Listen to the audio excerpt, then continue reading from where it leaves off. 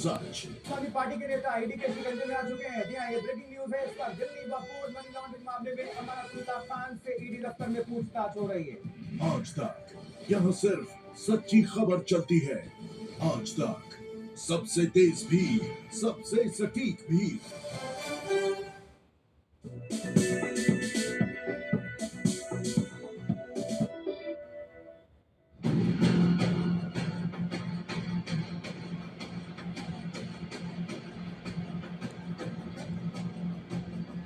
केजरीवाल का खाना इन दिनों खासा चर्चा में है। किसी 5 या 7 स्टार होटल के लजीज खाने से ज्यादा नजर इस बात पर है कि केजरीवाल के घर से उनके लिए जेल में जो खाना जा रहा है उसमें क्या है। केजरीवाल को 21 मार्च को गिरफ्तार किया गया था। 10 दिन ईडी की कस्टडी में रखने के बाद 1 अप्रैल से केजरीवाल तिहाड़ जेल में हैं।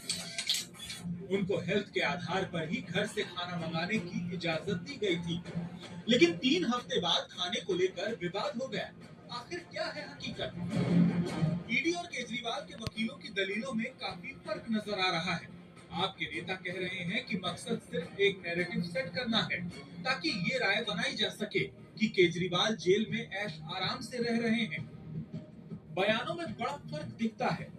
ईडी कहती है कि केजरीवाल रोज आम खा रहे हैं।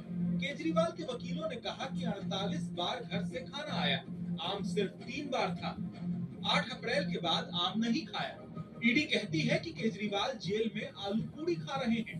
केजरीवाल के वकीलों ने कहा कि सिर्फ नवरात्र में 1 बार आलू पूड़ी खाई, वो प्रसाद के रूप में। ईडी कहती है कि डाइट चार्ट में मिठाई और फलों का जिक्र नहीं है। केजरीवाल ने कहा कि मिठाई और फल कभी कभार खाए, इसको लेकर नतीजा नहीं निकाला जा सकता।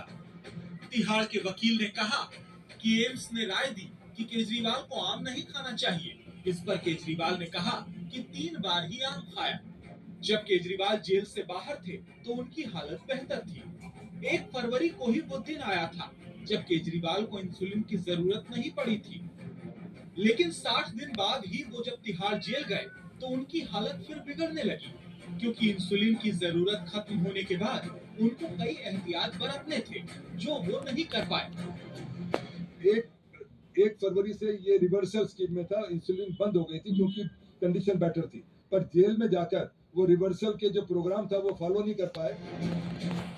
अब सोमवार को ये तय होगा कि क्या केजरीवाल को आगे भी घर से ही खाना मिलता रहेगा या फिर उनका डाइट चार्ट एक बार फिर से तय होगा। लेकिन ये तो तय है कि अब केजरीवाल क्या खाएंगे, कितना खाएंगे, इस पर भी नजर रहेगी, क्योंकि ये मामला सेहत नहीं अब सियासत का हो गया है। ब्यूरो रिपोर्ट, आज तक।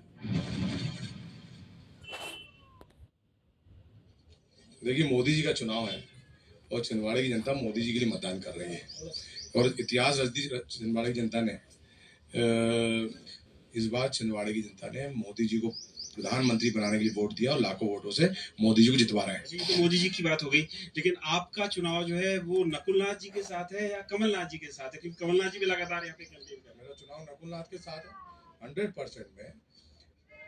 नकुलनाथ के पास कहने के लिए कुछ बचा नहीं है, इसलिए वो अपने पिताजी को सामने ला रहे हैं। उनके पास कहने के लिए कुछ नहीं बचा। 5 साल की अपनी उपलब्धि बता दें। मन में और दिल में जो है वो इस चुनाव में सामने आ गया। वो आदिवासियों को गद्दार कहते हैं, आदिवासी को बिकाऊ कहते हैं। ज्यादा चुनौती थी ये 4 जून को मुद्दा क्या रहा? बेरोजगारी में है।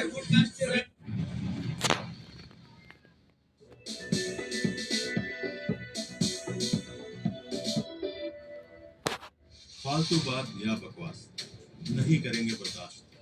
खड़ी हो जाएगी खाट जब चित्रा लगाएगी वाट लगाती चित्रा त्रिपाठी। सिर्फ आज तक डिजिटल पर।